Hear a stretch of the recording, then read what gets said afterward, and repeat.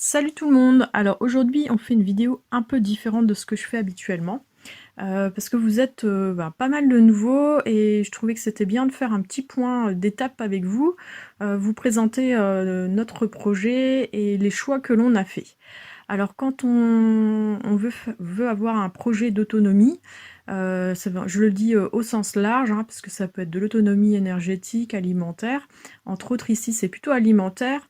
Il y a plusieurs choix qui s'offrent à vous.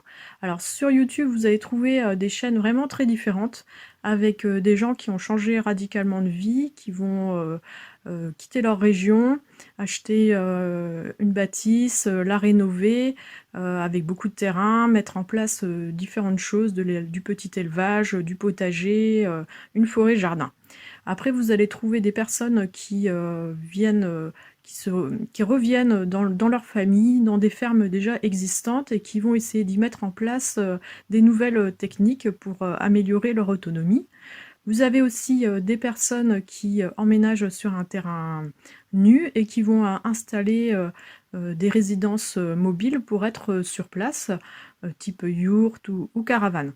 Toutes ces personnes-là, vous les retrouvez assez facilement.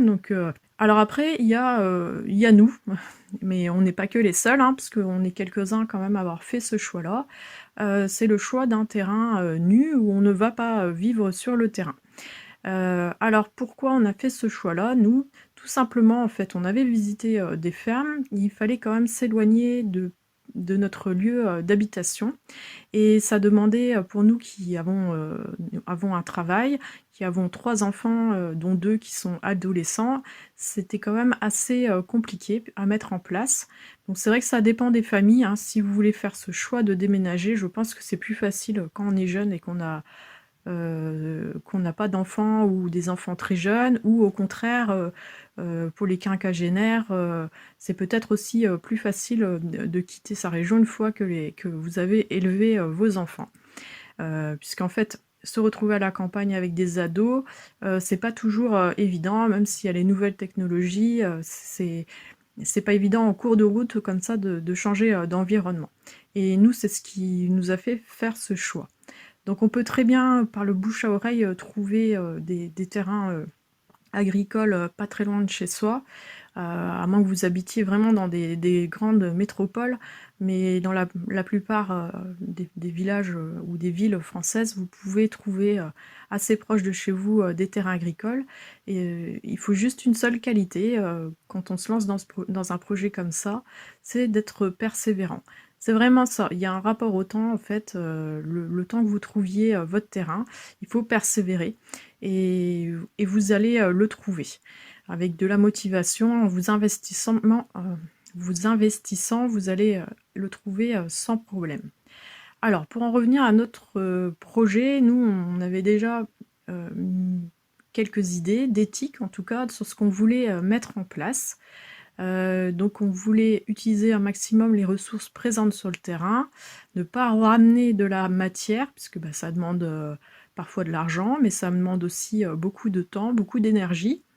On voulait donc minimiser les énergies fossiles, donc c'est pour ça qu'on a très peu de machines sur notre terrain, donc on avance certes moins vite que d'autres personnes, mais voilà, c'était important en tout cas pour nous de minimiser. Ça ne veut pas dire qu'on n'utilise aucune énergie fossile, mais à l'année c'est vraiment très très peu, je vous dirais que c'est moins d'un plein de voitures, de petites voitures. Donc il y avait ça et donc on voulait allier aussi, la biodiversité à une production qui puisse, nous faire, enfin qui soit suffisante, pour notre famille. Donc c'est pas que de la production, hein, puisqu'on peut très bien assez vite, bien produire, mais créer, en fait un système, c'est vraiment avoir une vision, à long terme. Donc c'est celle qu'on a en tout cas aujourd'hui. Alors quand vous cherchez un terrain, c'est vrai qu'il est souvent dit qu'il faut absolument avoir de l'eau. C'est très facile de trouver des terrains sans eau, mais avec de l'eau, c'est beaucoup plus difficile. Alors moi, je vous dirais aussi de voir le projet dans sa globalité. Vous avez, même si vous n'avez pas de source d'eau ou de rivière, pensez à ce qu'il y a autour de chez vous. Donc il peut y avoir un ruisseau qui passe pas loin, il peut y avoir un puits, collectif, un lavoir, une source. Voilà, il faut, dans la proximité immédiate, penser à ça, parce que, bah, sinon vous pouvez, mettre 20 ans à trouver, le terrain qui vous plaira. Donc, ayez une vision plus large. Moi, je vous donne l'exemple. En contrebas de mon terrain, il y a un ruisseau qui passe et on a eu l'accord tout simplement du propriétaire de si on avait besoin d'eau, qu'on avait le droit de venir s'y servir. Donc, c'est un ruisseau qui est alimenté par plusieurs sources. Donc, je sais que normalement, il n'y aura pas de tarissement, hein. Là, l'eau coule à flot en ce moment. Donc par exemple, nous, on va mettre en place une mare. Donc forcément, sans l'eau de ville, c'est quand même compliqué. Et sans trop d'aménagement et de toiture, de récupérer assez d'eau de pluie pour pouvoir remplir une mare qui va faire peut-être 4000 litres. Donc on va puiser l'eau dans ce ruisseau pour la remplir. Donc sinon, au niveau du projet, c'est vrai qu'au début, on était un peu perdu dans ce grand espace vide. C'est vraiment un peu le syndrome de la page blanche. C'est-à-dire qu'on a fait des petites choses un peu partout, mais là, cette année, je peux dire que c'est quand même un peu plus structuré. On a délimité des espaces et on va un peu plus loin. Donc, ce qu'on est en train de faire en ce moment, c'est un abri à moutons. Donc, toujours dans l'objectif de minimiser l'apport d'énergie extérieure. Donc, on va prendre des moutons qui vont être des tondeuses écologiques.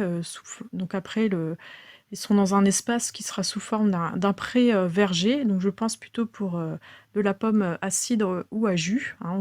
On aménagera en tout cas cet espace un petit peu plus tard, hein. C'est pas notre priorité pour l'instant, mais en tout cas déjà mettre quelques moutons, hein, ça va être 3-4 moutons maximum par rapport à l'espace. Et donc, c'est des petits moutons qui vont se nourrir exclusivement avec ce qu'il y a de présent sur le terrain. J'aurais normalement pas besoin de faire venir d'autre part de l'alimentation.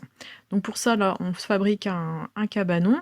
Donc c'est vrai qu'en ce moment, on est pas mal dans les achats de matériel, hein, parce que faut pas négliger ça aussi. Il y a toute la recherche d'apprendre des techniques, mais il y a aussi bah, de faire. On est quand même obligé d'acheter des choses, hein. Je fais pousser quelques plantes, je fais quelques trucs. On fait de la récup, hein, avec. Je peux vous remontrer ma cabane en palette qui est quasiment faite qu'en récup. Donc tout ça, ça demande beaucoup de temps. Bah forcément, il faut aller chercher les matériaux, faut les ranger, enfin voilà. Vous voyez, c'est beaucoup plus difficile que d'acheter un chalet en bois qu'on va monter en 2 heures. On se donne quand même pas mal de mal. Voilà, donc tout ça pour dire que c'est quand même un engagement, un investissement où il faut quand même beaucoup de persévérance. Mais si vous êtes vraiment motivé, je trouve que parfois il y en a qui découragent en fait, je pense, certains à se lancer dans un projet. Il faut être un peu culotté. Ne penser loin, mais pas trop loin non plus. Des fois, il faut pas trop réfléchir dans la vie. Donc nous, je pense qu'on est un peu des rêveurs, mais finalement, on y voit quand même un peu plus clair cette année et on sait qu'on a fait tout simplement le bon choix, en tout cas le choix qui nous convenait à nous. Donc réfléchissez, mais pas trop quand même. Allez, moi j'espère que ça vous aura donné quelques idées, en tout cas un autre aspect de ce que peut être aussi l'autonomie. Allez, je vous dis à très vite. Salut!